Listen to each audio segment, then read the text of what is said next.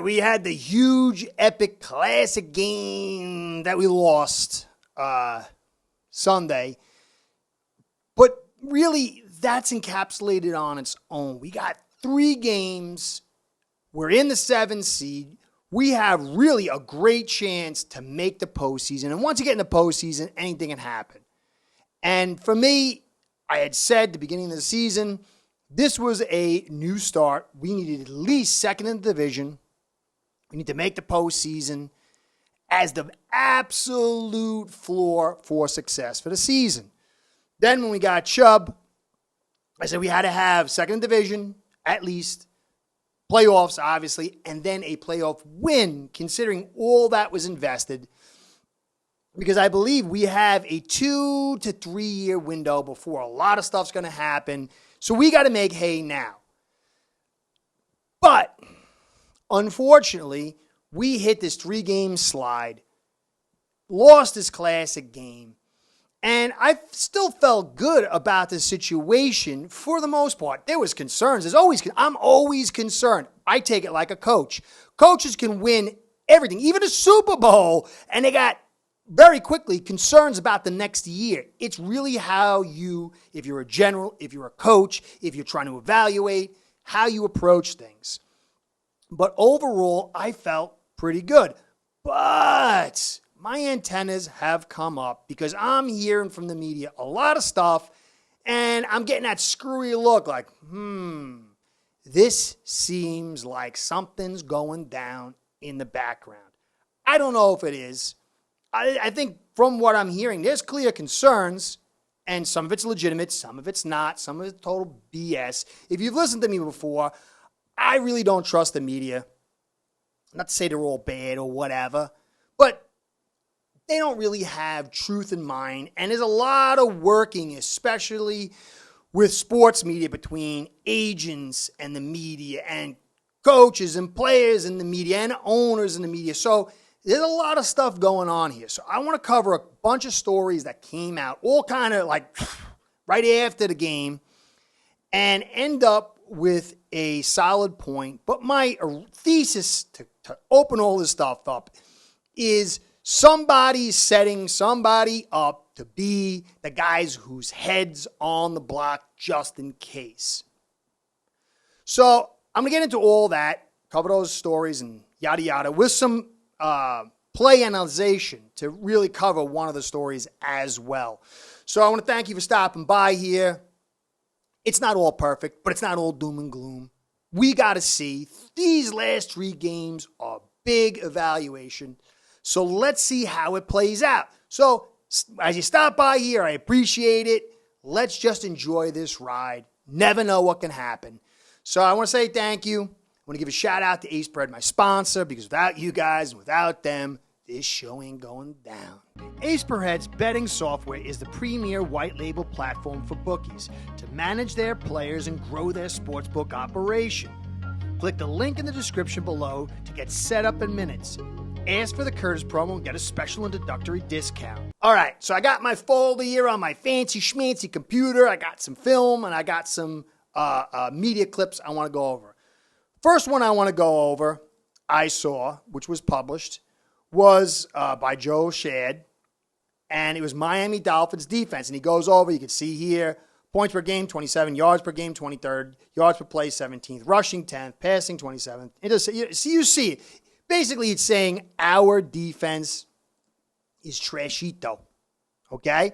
Now, clearly, in some ways, it is. In a lot of ways, it is. But we have to understand what they're saying here is the defense is trash. We traded for Chubb. We've got Wilkins. We've got Sealer. You got Howard. You got Holland. You got Phillips. This shouldn't be, quote, unquote. We had a much better defense last year. And Flores will now be the good guy for a little while and say he was much better. It looks like Boyer is now getting pushed forward to get on the block, to be one of the guys responsible if things don't go well. And in some ways, I clearly agree. He is not Flores. He isn't. I mean, whatever you think about Flores as a a coach or a person or whatever. He clearly was very good, and he made a difference. He's better than Boyer. But I always believe in context, even for people that I'm not totally crazy about. You know, I've had my problems with Chris Greer, but when he does something good, I say it, and I also say, hey, let's add context. I believe in fair evaluations, whether you like somebody or don't. I don't have any really animus towards Boyer. I think he's a little uncreative. I don't think he gets the rhythm of the game the best all the time, but sometimes he does. But we also have to be clear. This guy came in with the 0 with no Byron Jones and a thin secondary that became thinner with the loss of Nick Needham and Howard getting re-injured. Howard has not been Howard for 2 seasons now. So you really can't play this 0, what it was designed for, without quality coverage. And if you go back and you saw Crossan, who's a special teams guy who's been brought in, he can't cover these guys. So yes, Boyer has his issues, but he was given a really nice looking car, but the engine was screwed up. Byron Jones isn't coming back. That's a whole enigma that we're not getting the truth on. Really, Byron Jones, they restructured his contract to free up money, and then he got injured, and he realized they were going to ship him out. Then there was a clause in his contract that if he gets injured, it guarantees his money this year. So he ain't coming back. But how did we not know that? How did we set up this critical season with a very thin secondary and understanding that, no, Byron Jones is coming here? So, yes, the defense has major flaws. Boyer isn't the greatest thing since sliced bread, but you cannot run the 0 with these kind of corners. And we've had a shift on the fly, and as much as I like Kohu, he struggles a lot in man coverage. I love him in zone. So we've got an incongruency in many areas on our team. I'm not going to get into all that, but this defense is incongruent defense. And so we have to also consider what he's been given and had to work with as we look at this terrible defense. Also, I want you to look at, here's another one. Andrew Van Ginkel, Nulla Joe Shad. Though he played only 14 snaps, Andrew Van Ginkel was actually Miami's highest graded player on Saturday night by PFF. Now, if you know it, if you listen to me for a while, I love Van Ginkel. But he's gone after this year, and he's really not seeing much snaps because we traded, basically the house for Chubb. But again, you've got a guy in Van Ginkel who's not Chubb, but he's playing at a fairly high level. Chubb doubles down on a position. We've got Phillips on the other side. We got Ingram lurking around. But we're missing corners. And so you've got this rotisserie team of talent, but you got a coach with a scheme that he can't truly run. And you got a player in Van Ginkel who you found at the end of the draft who's really a guy you should be keeping. But you're not, because you got a huge talent and expensive talent that you brought in free agency that said we were going all the way. But we're not going all the way because we can't get the organic rush with 4. And even when we do, the secondary breaks down. Boyer is going to get left holding the bag if something bad happens. And maybe even if it doesn't, he seems to be the number one suspect for getting the axe. And in some ways, I think it's fair. I would rather see us go to a better, higher caliber defensive coordinator, but I believe in context. And it seems like a little unfair. Now, I want to get into this. You also got Tua. A lot of people are huge Tua fans. I like Tua. He's my quarterback. He's my team's quarterback. I think he's a nice guy. I got no problems with him. And some people don't. Some people think he's terrible. I think it's ridiculous that he's terrible. Like, he sucked. Look, you could say he's not good enough. I get that. You see Allen and you see Tua and you go, hey, man, I wish he was more talented. You might even say, hey, look, Herbert, he's super talented. I wish we had picked him. I get that. That's rational. But to say that Tua sucks, you watch that game, he had some darn nice throws, some really good throws. And this little thing here is going to tie into the next portion, okay? And I just don't like dishonesty or media BS. So we had this article. I forgot. Here's what Shantz wrote about. You can go check it out. It was on Bleacher Report about Tua. Basically, they're talking about how he's struggling. You can see to read it on your own. You can pause and whatever. I just want to get to the key parts. But you can see where, however, he has had issues with coverage this season. We're talking about just 40 plays. Notice that, 40 plays. But Tua has an 18.6 QBR against cover 4, ranks him 27th among starting quarterbacks. This looks like a small sample fluke, especially when we consider 2021, when his overall performance was nowhere near as good. Tua was one of the league's best quarterbacks against cover 4 with an 84.8. So you have a whole season where he's 84.8, but this year you got 40 plays and he's struggling, and then they come up with this. This is concerning for Miami's quarterback. If he wants to be viewed as a long-term answer in Mike McDaniel's offense, he'll have to improve in this area and bring his team on a run in the postseason. Does that make any sense to you? I mean, does it? You got a whole season where he's one of the tops in the league. Then you come back and he's got 40 plays where he's struggling. And then you said, well, now he's got to have a strong run into the postseason. So now you got guy number 2 on the chopping block. This is ridiculous. This is not to say Tua is as good as Allen or, some of the crazy people think Tua is the greatest quarterback. I think the guy can develop. I think, obviously, I'm the one who's been saying a run game, and notice how good he performed this week with the run game compared to the last 2 weeks, and that's going to tie into my last part, which is McDaniel's little comments post-game, which I find odd and a bit troubling because you had Frank Smith's little thing last week saying, well, it's not like we got out schemed. The play calls were right. We're not saying no bad plays. We got out executed. So you've got a critical game against a possible playoff contender that you got to get the edge over, and they give up 5.4 yards per carry. Then you come in against the Bills, who run lots of zones, kind of do some of the similar stuff that the Chargers did, and you gash them for 200 yards. But it was execution, it wasn't us. So then there was a lot of asks like, what happened to the run game? You guys were gashing them. Why did you slow it down in the second half? And I like McDaniel, but I got to call a spade a spade. McDaniel defends the decision to lean on the passing game later in the Bills game.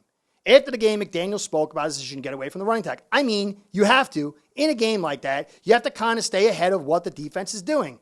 I think when they adjust, we had to give them a reason to play single safety. I think they played 4 snaps of man the first time we played them. So you have a choice. You can either play scared or you can try to, continue doing what your offense is built to do. And if they're blitzing 5-man pressures to stop the run, it's going to get ugly. I was fine with the way the game went, and I think our players would, if given the opportunity. The offensive line and running backs believe in our receivers and quarterback. And you have to play to each other and take what the defense is giving you. So he's saying, well, it's not me. It's not the offensive line. It's not the running backs. It's the receivers and the quarterback. And I'm going to show you some film, and I want you to add into something. How many people were telling you we could run against the Bills? I don't know, but I know I was one of them. And I told you inside zone from Robert Jones all the way over to Shell is how we can do it. I nailed it. I saw it. I told you about it. I told you about the Browns. Look what we did against the Browns. We opened up with inside zone. I even said do eye leads and offset eyes, which is kind of what we did, and we had vast success. Why? Bills' defensive line was down some guys. Down Phillips, big guy. Down Vaughn. They struggle a little bit in the run game, and they play nickel all day. And we got big guys who can run block, especially in the inside zone. They struggle at outside zone because they're bigger guys. They're a little slow-footed. You need to have that agility and speed in order to run outside zone. We popped a few outside zone, but the bulk of our runs were gap inside zone runs and just straight-up inside zone runs.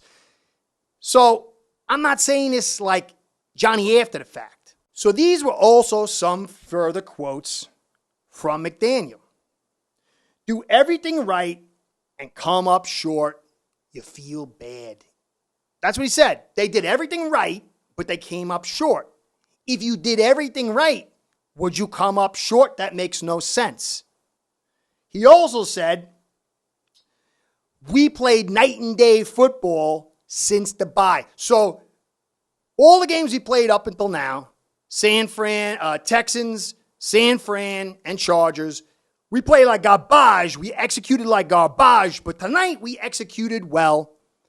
But the receivers and quarterbacks need to take what's given, and it's their fault, not mine, not the staff. Does that really make sense, again, when you compare the Chargers' defense and how they played and how the Bills played? I'll get into this game. But does that make any sense to you?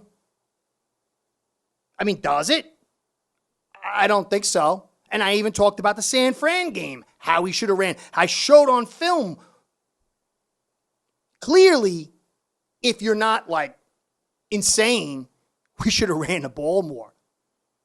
But with total denial, and guys are getting put up there to be chopped off just in case.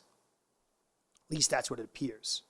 So let's look at film, examine the tail end of the game, and see if what I'm saying is crazy talk or McDaniel is full of BS.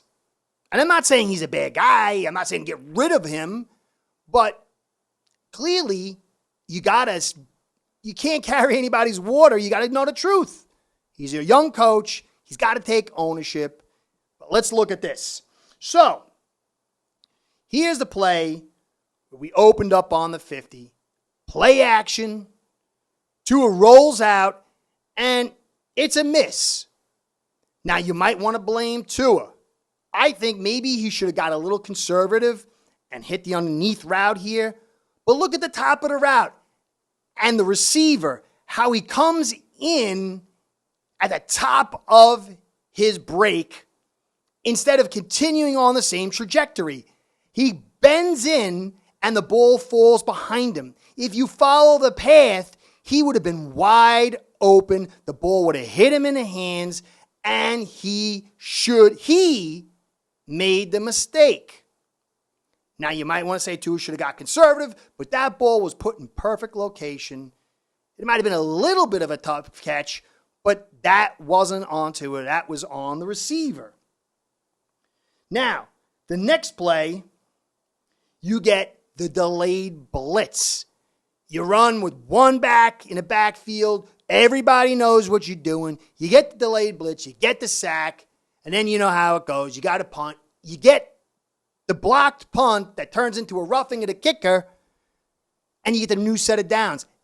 So, McDaniel shows us what he should have done prior to that. Because he opens up with an inside zone run. I run an outside zone. There's a broken tackle here. And you see they're getting in the back because we struggle in outside zone. But nice run. Then he does the pitch toss. Then you get a nice pass. But he realizes we need to run the football. I still think he should have ran the inside zone instead of outside zone because we struggle with that. But instead of doubling down on his pass plays, he went back to the run, and that opened things up. Let's keep going.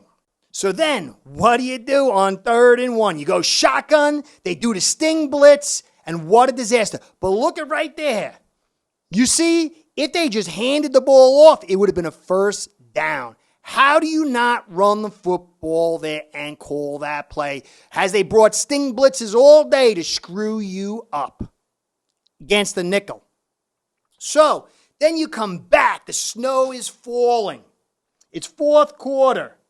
You get some nice passes. You do the outside zone run that you can see here in the slick snow, which don't really make sense. You don't want to have guys going like this to cut back in the slick. You want straight ahead or slight angle. You do the wide zone, the offensive line gets blown up, and you get shut down, and you take a loss, and then you come back for a screen play, and that gets wiped out. These two play calls were terrible when you combine it with the rest. Should have lined up, ran the football inside, either single back or double back, inside zone, get our big guys going forward, and call something other than that. And then we even come back to the waddle play with the slant with really only one read. I'm not saying two is the greatest thing since sliced bread, but come on. How can you not, as a coach, take ownership? I have not heard McDaniel take ownership at all. And I don't like that. And it seems like there's a hierarchy of people getting set up to be the fall guy should problems arise. Now, they might not. We could blow out Green Bay. We could blow out New England and the Jets and get in the playoffs. But this setup really doesn't feel right. It feels like blame is getting put out there. I hope it's wrong, but I don't like these takes. I don't like the fact that you're not hearing, well, we should have ran the football. Yeah, we could have made better calls. Yeah, none of that. You got Boyer. You've got Tua. And you've got the receiving passing group that's not doing their job. And it's growing louder from last week to this week. I hope we win because I don't feel like going through this. Because if we lose this week, it's going to get very, very ugly. I don't think we were going to. We should beat the Green Bay Packers. But Green Bay Packers have a quality secondary. They got Aaron Rodgers. We don't need this. And we don't need coaches not taking ownership when it's very clear. You might have been able to say, well, we can't run against San Fran. We can't run against Chargers. But when we do this against the Bills, it adds a ton of clarity. Anyway, I'm not saying the sky's falling. I'm not saying I don't like McDaniel. I'm just saying something don't feel right. Let's hope we win. We need to win to clear this room up because this could start getting ugly. Anyway, I got some film coming. I'm going to take a little time on the film, but I'll get that to you either tomorrow or the next day. So I appreciate it, guys, for stopping by. Please understand what I'm saying. Just my feeling, but something does feel like it's in the wind. Well, anyway, Curtis saying, catch you next time. Be well. Go Fins. We need this one. We need this one. Start building your own online sportsbook today by getting signed up with aceperhead.com service that'll allow you to book action on sports from all around the world.